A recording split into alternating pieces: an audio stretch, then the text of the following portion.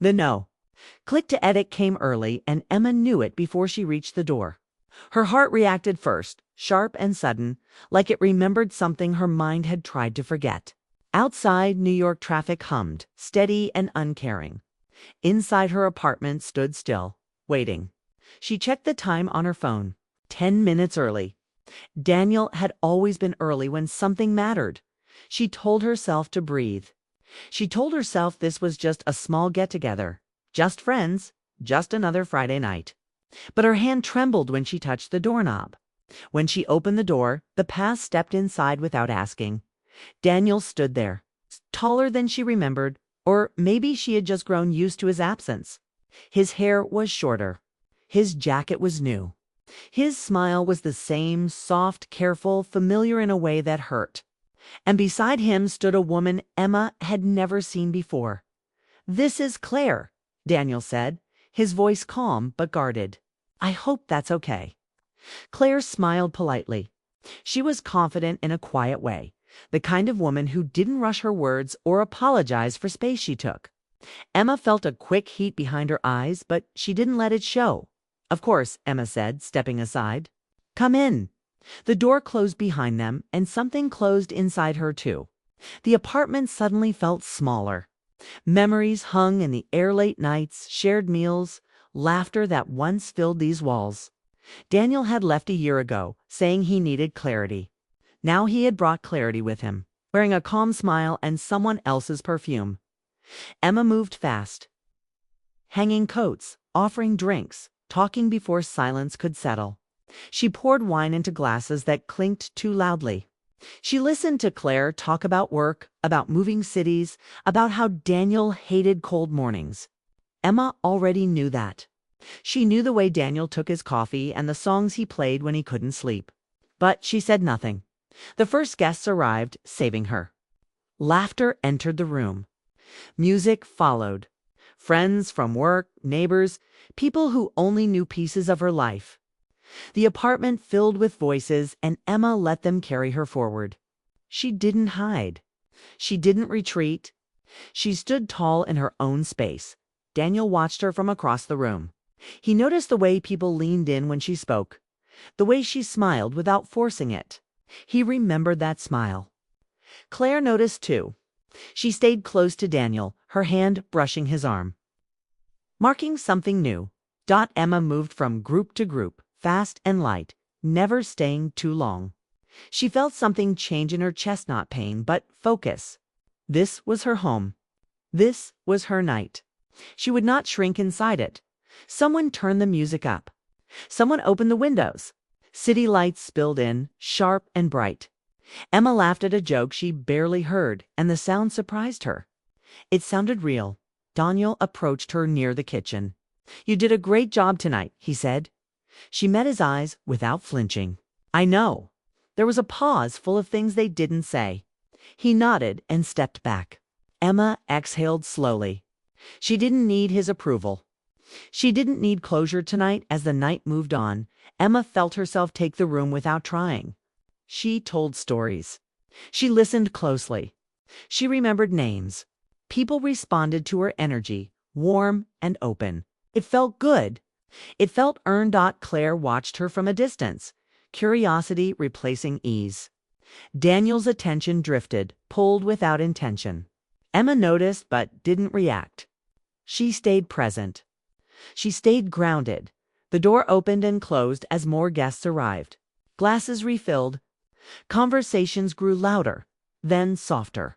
Emma felt time move quickly, like a river she had finally learned to swim in.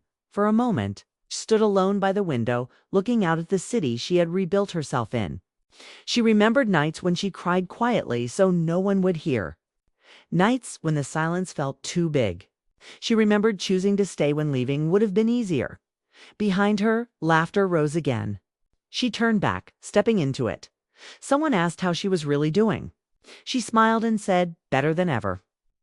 And for the first time, it wasn't a lie. Daniel caught her eye once more, something unreadable passing across his face. Emma didn't look away.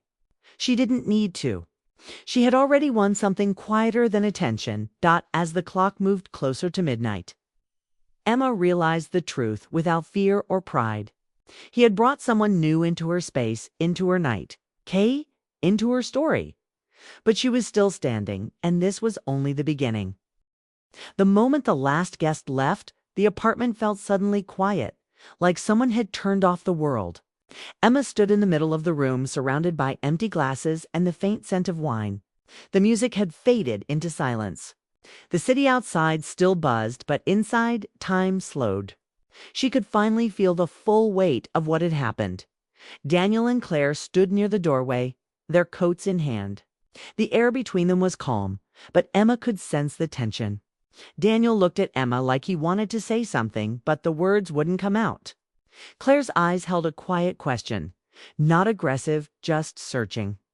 Emma watched them, steady and composed. She had already made her choice. She wasn't going to chase the past. Daniel cleared his throat.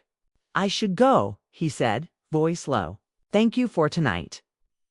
Emma nodded, keeping her face neutral. "You're welcome."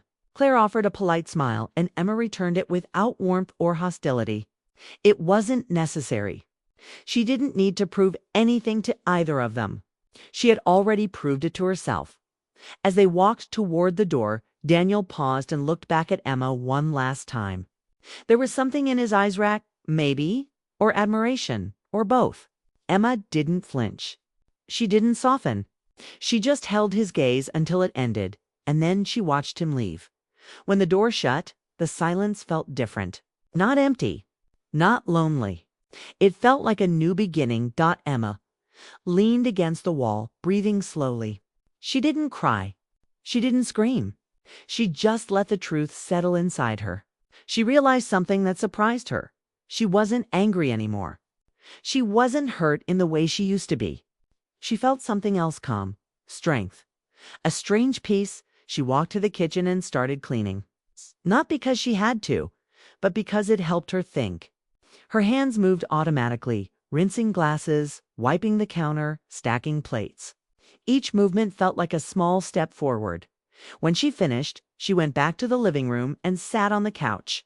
She stared at the empty space where the guests had been, imagining their laughter still hanging in the air. For a moment, she wondered if she would ever feel the same again. But then she remembered how she felt tonight, alive, confident, in control. A small smile appeared on her face. She picked up her phone and opened her messages.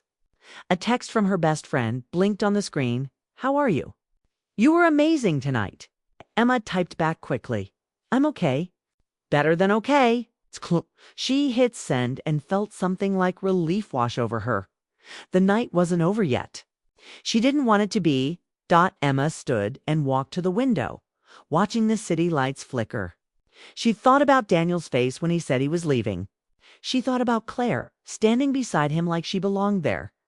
For a moment, Emma felt a sharp sting of jealousy, but it didn't last. She realized jealousy was just a sign that she still cared.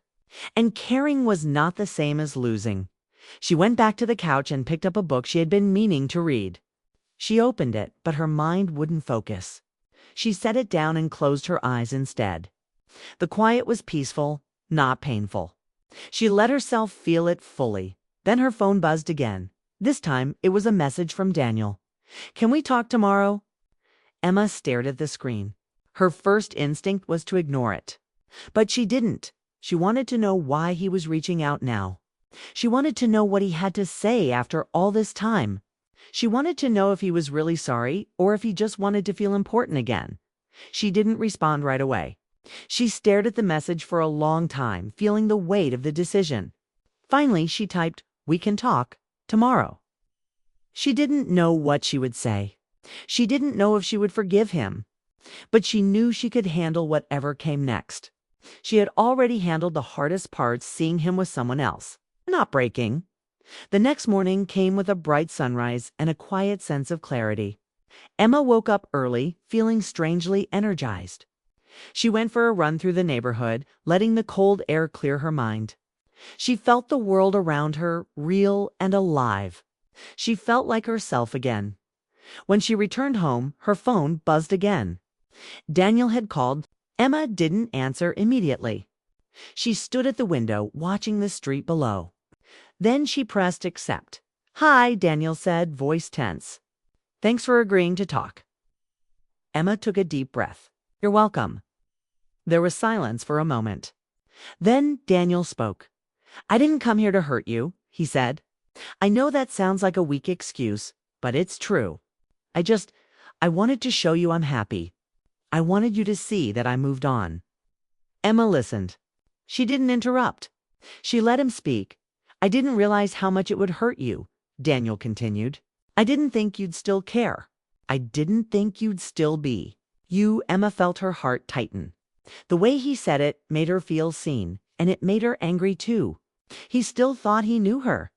He still thought he could define her. "I'm not the same person I was," Emma said softly. "And you don't get to decide what I feel or what I deserve." There was another pause. This one felt heavier. "I know," Daniel said. I miss you." Emma's throat tightened. She didn't expect that. She didn't expect him to say it out loud. She closed her eyes and breathed. "I miss the person I thought you were," she said. "But I don't miss the way you left. And I don't miss the way you made me doubt myself." Daniel's voice softened. "I'm sorry." Emma opened her eyes. She could hear the sincerity, but she also felt the truth. He was apologizing for what he did, not for who he became. And she had already moved past that. "I forgive you," Emma said, "but I don't think we can go back." There was silence again. This time, it felt like the end of something and the start of something else. Daniel spoke quietly. "I understand." Emma hung up the phone, feeling the weight of it lift from her shoulders. She sat down and looked around her apartment. It looked the same, but she knew it wasn't. Everything had changed. She realized she didn't need anyone else to feel complete. She didn't need Daniel's approval or Claire's presence to validate her worth. She was enough. She had always been enough, and for the first time in a long time, Emma felt free. She smiled again, not because she was happy about what happened, but because she had survived it. She had taken control of the night, and now she was taking control of her life. The night was no longer a memory of pain.